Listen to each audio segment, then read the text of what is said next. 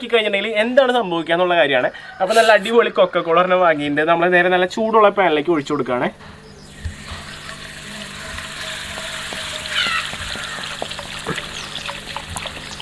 Okay, നമ്മൾ ഇത് എത്രയാണ്, 1.5 ലിറ്റർ സംതിങ് ആണ്.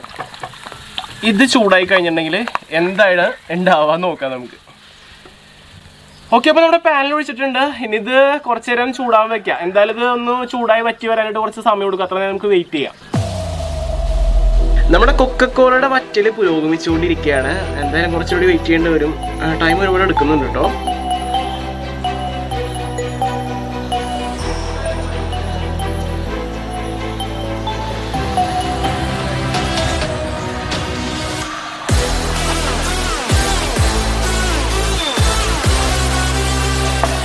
എനിക്ക് തോന്നുന്നത് വേറെ എന്തോ ഒരു അലുവ പരുവൊക്കെ എടുക്കുന്നു തോന്നുന്നുണ്ട്. ഇപ്പം നല്ല രീതിക്ക് പതഞ്ഞ് നിൽക്കുന്നുണ്ട്. നമ്മുടെ നോൺ സ്റ്റിക്ക് പാൻ ആയതുകൊണ്ട് നമ്മളിങ്ങനെ തള്ളി നീക്കുമ്പോൾ കണ്ട പദം മാറുന്നത് കാണാൻ പറ്റും.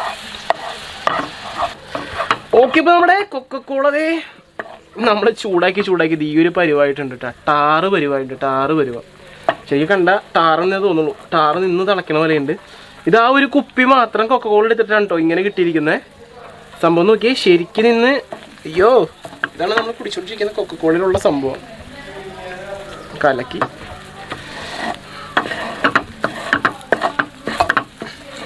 ആ ഒരു കുപ്പിന്നാണ് കേട്ടോ ഇങ്ങനെ കിട്ടിയത്. കുറച്ചുകൂടി ചൂടാക്കി കഴിഞ്ഞാൽ എന്താവും നോക്കാം.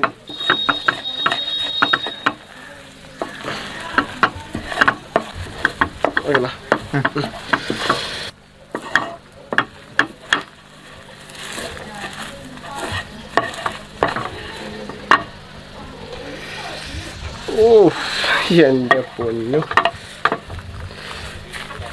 ഇതേ നമ്മുടെ കൊക്കക്കോള തിളപ്പിച്ച് കഴിഞ്ഞിട്ട് ബാക്കി വന്നതാട്ടോ. ഇതെന്താ ടാറ് പോലെ ഇരിക്കുന്നുണ്ട്. ടാറാന്ന് തോന്നണം.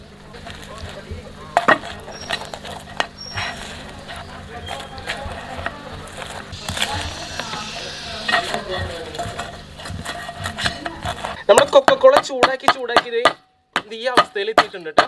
ഇത് നമ്മളിത് ഇവിടെ നിന്ന് എടുത്താട്ടി തരാവേ. ഓ, ഇതാണ് ഇപ്പോഴത്തെ അവസ്ഥ നമ്മുടെ കൊക്കക്കോളയുടെ.